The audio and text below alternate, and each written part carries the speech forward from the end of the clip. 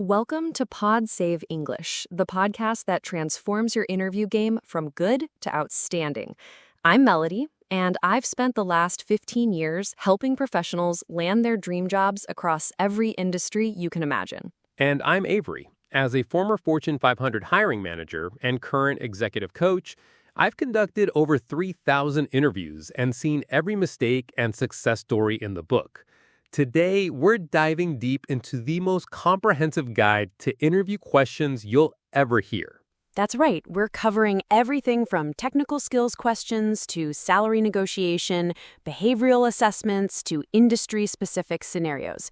If you've ever walked out of an interview thinking, I wish I'd known what they really wanted, this episode is for you. Let's start with specific skills questions, because this is where most candidates either shine or completely crash and burn. When an interviewer asks you about your experience with specific software, programming languages, or tools, they're not just checking boxes on a requirements list. Exactly. They want to understand your depth of knowledge and how you apply these skills in real-world situations. Let me give you some industry-specific examples. In tech, instead of just saying, I know Python, you might say, I've used Python extensively for data analysis and machine learning projects. For instance, I built a recommendation engine using scikit-learn that improved user engagement by 30%. Perfect example, Melody. In healthcare, if they ask you about your experience with electronic health record systems, don't just list the systems you've used. Say something like, I've worked with Epic and Cerner for 5 years. I was actually part of the team that led the transition from our legacy system to Epic, which required training 200 staff members and ensuring zero downtime during the migration. And in finance, when they ask about your Excel skills, everyone says they're advanced. Instead, be specific. I use Excel for complex financial modeling, including Monte Carlo simulations and sensitivity analyses. I built a portfolio optimization model that processes over 50,000 data points and updates risk metrics in real time. The key here is to always connect your technical skills to business outcomes. Now, let's talk about project-specific questions, because this is where the STAR method becomes absolutely crucial.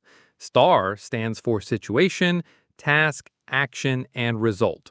I love STAR method examples because they show interviewers exactly how you think and work. Let me walk you through a strong example. Situation. Our company was losing customers due to slow website load times. Task. As the lead developer, I was responsible for improving site performance by at least 50%. Action. I conducted a comprehensive audit, identified database bottlenecks, implemented caching strategies, and optimized image compression. Result. We reduced load times by 65% and saw a 20% increase in conversions within 3 months. That's a textbook STAR response, Melody. Here's another example for our marketing folks. Situation. Our email open rates had dropped to 12%, well below industry average. Task. I needed to revitalize our email marketing strategy. Action. I segmented our list into 5 personas, A/B tested subject lines and send times, and created personalized content for each segment. Result. Open rates increased to 28% and click-through rates doubled, generating an additional $50,000 in revenue over 6 months. The beauty of STAR is that it forces you to tell a complete story. Now, when it comes to challenges you've encountered, don't shy away from them. Interviewers want to see how you handle problems, not just your successes. Absolutely. I always tell candidates to have at least 3 challenging project stories ready. 1 technical challenge, 1 interpersonal challenge, and 1 time-sensitive challenge. The key is showing how you problem-solved your way through each situation. Speaking of staying current, let's talk about industry trends. This is where many candidates stumble because they think they can wing it. When an interviewer asks how you stay up to date with industry trends, they're really asking, are you someone who grows with us or becomes obsolete?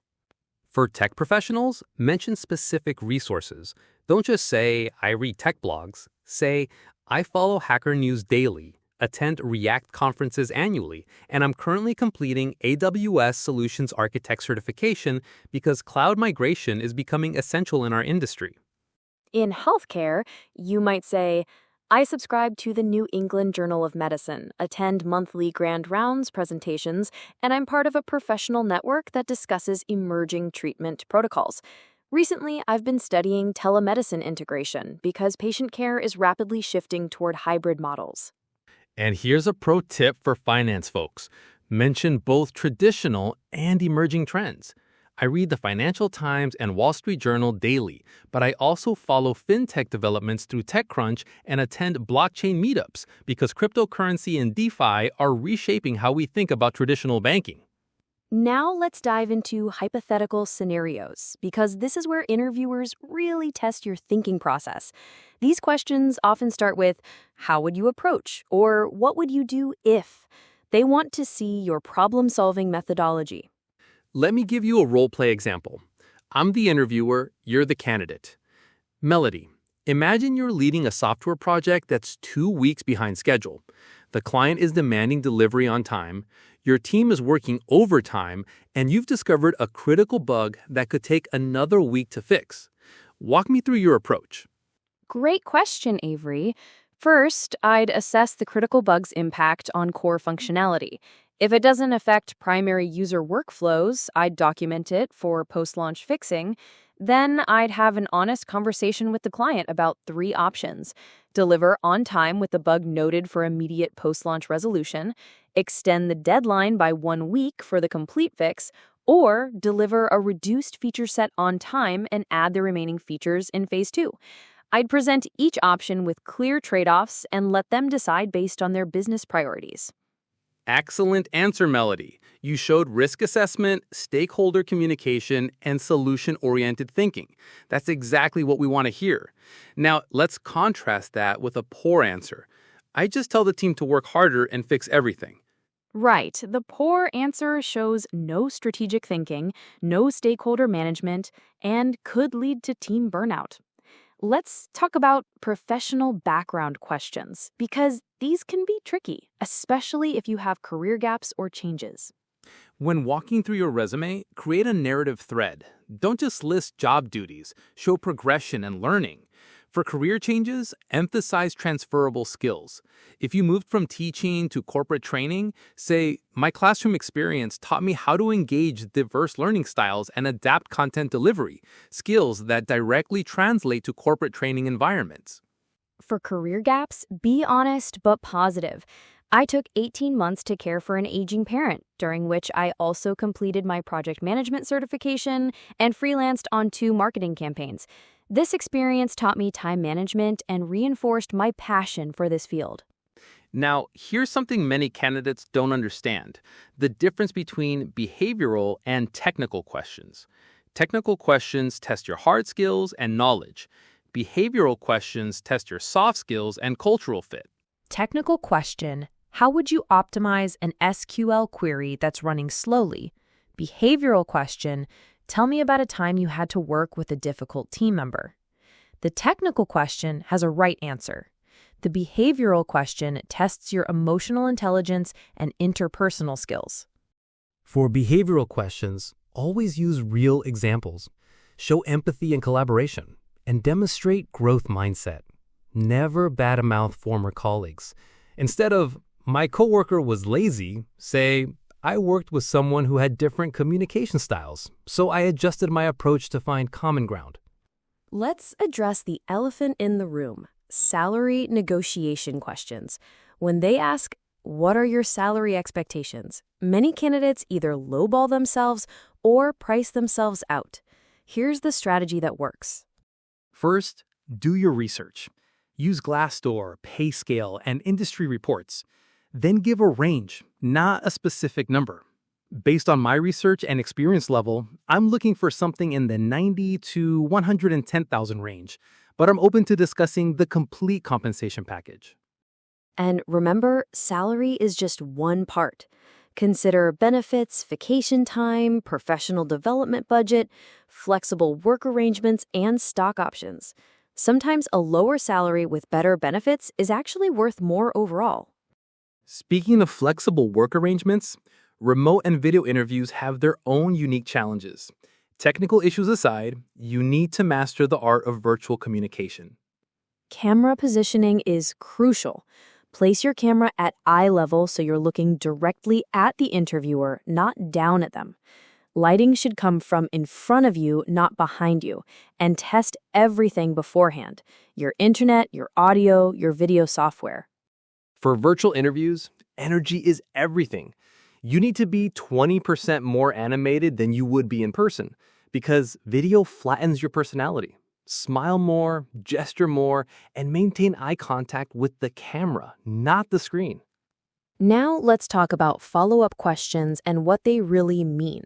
When an interviewer digs deeper with, "Can you tell me more about that?" or "What was your specific role in that project?"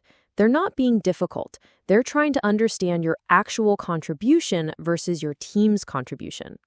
Be prepared for follow-ups by having detailed examples ready.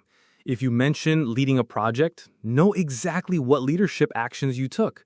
If you mention increasing sales, know the specific strategies you implemented and the timeline of results. While we're on the topic, let's discuss red flags in interview questions. Some questions are inappropriate or illegal, and you need to know how to handle them diplomatically. Questions about your age, marital status, pregnancy plans, religion, or political beliefs are off limits. When asked, you can redirect, "I'm curious how that relates to my ability to perform this role," or "I'd prefer to keep my personal life separate from work. Can you tell me more about the day-to-day responsibilities of this position?"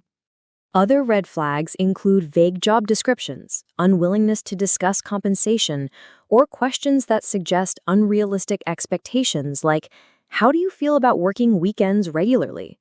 These might indicate poor work-life balance or unrealistic management expectations. Let's address interview anxiety, because even the most qualified candidates can freeze up. The key is preparation and mindset shift. Instead of thinking, "I hope they like me," think, "I'm here to see if this is a mutual fit." Practice your stories out loud, not just in your head. Use the mirror technique. Practice maintaining eye contact with yourself while delivering your key examples. And remember, nervous energy can actually work in your favor if you channel it into enthusiasm and engagement. Before we wrap up, let's do some rapid-fire industry-specific examples to show how the same principles apply differently across fields. In tech startups, they might ask, "How do you handle ambiguity and changing requirements?" Good answer. I thrive in dynamic environments. At my last startup, requirements changed 3 times during a 6-week sprint. I established weekly stakeholder check-ins, documented all changes with impact assessments, and kept the team focused on core functionality while building flexibility into our architecture. In healthcare, they might ask, "How do you handle life and death pressure?" Good answer. I maintain calm focus by following established protocols while staying adaptable. During a code blue situation, I successfully managed resuscitation efforts by clearly delegating tasks, maintaining constant communication with the team, and ensuring all procedures were documented properly. In sales, they love asking, "Tell me about your biggest lost deal." Good answer. I lost a 6-figure contract because I focused too heavily on features instead of understanding their real business pain point. I learned to ask better discovery questions. In my next similar opportunity, I spent twice as much time listening as talking and closed the deal because I truly understood their needs. Let me give you one final role-play example to demonstrate the difference between good answers and bad ones. Melody, I'm going to ask you a common question, and I want you to give me a terrible answer first, then a great one. Why are you leaving your current job? Bad answer. My boss is a micromanager who doesn't appreciate my work, the company culture is toxic, and I'm not getting paid enough for what I do. Good answer. I've really enjoyed my current role and learned a tremendous amount, but I'm ready for the next challenge in my career. This position offers the opportunity to lead larger projects and develop the strategic planning skills that are important for my long-term career goals. Perfect. The bad answer focuses on negatives and blame. The good answer is forward-looking and shows ambition. This is the mindset difference that separates successful candidates from everyone else. As we wrap up, remember that interview success comes down to 3 things: preparation, authenticity, and strategic thinking. Prepare your stories, be genuinely yourself, and always connect your answers to the value you'll bring to their organization. Before we close out, let's talk about something most candidates completely overlook: post-interview strategy. What you do in the hours and days after your interview can absolutely make or break your chances of getting the offer. Absolutely, Melody. I've seen perfectly qualified candidates lose opportunities because they didn't follow up properly. And I've seen average candidates get hired because their follow-up was exceptional. The thank you note isn't just politeness, it's a strategic marketing tool. Here's the golden rule. Send your thank you note within 24 hours, but not immediately. If you send it 5 minutes after the interview, it looks like a template. Wait at least 2 hours, but no more than 24. And for the love of all that's holy, personalize it. Your thank you note should do 3 things: express genuine gratitude, reinforce your key qualifications, and address any concerns that came up during the interview. For example, thank you for the insightful discussion about your team's transition to Agile methodology. Our conversation reinforced my excitement about bringing my Scrum Master certification and experience with distributed teams to this role. And if you stumbled on a question or realized you didn't fully answer something, the thank you note is your chance to recover. You might write, "I wanted to elaborate on your question about my experience with data visualization. While I didn't mention it during our conversation, I actually created the executive dashboard that's now used company-wide for quarterly reviews." Now let's talk about follow-up frequency, because this is where many candidates go wrong. If they told you they'd get back to you in 2 weeks, don't contact them after 1 week. But if it's been 3 weeks with no word, a polite check-in is not only appropriate, it shows continued interest. Your follow-up message should be brief and value-focused. Try something like, "Hi, Sarah. I wanted to follow up on our conversation from 2 weeks ago. I'm still very excited about the opportunity to contribute to your team's growth initiatives. Is there any additional information I can provide to help with your decision-making process?" While you're waiting for responses, don't sit idle. Continue networking, keep applying to other positions, and work on skills development. I always tell candidates, hope for the best, but plan for the alternatives. Having multiple opportunities in your pipeline gives you confidence and negotiating power.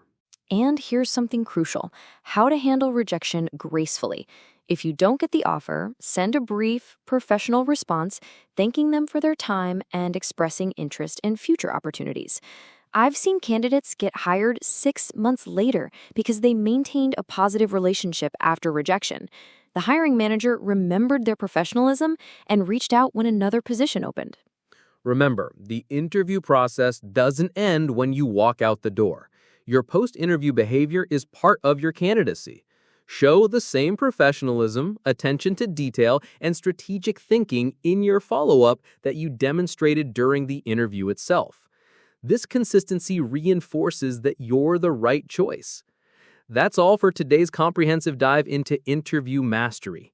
Remember, every interview is a two-way conversation. You're not just trying to impress them, you're also evaluating whether this opportunity aligns with your career goals and values. Thanks for joining us on Pod Save English. If this episode helped you, please share it with someone who's job searching. Until next time, keep growing, keep learning, and keep pursuing those career dreams.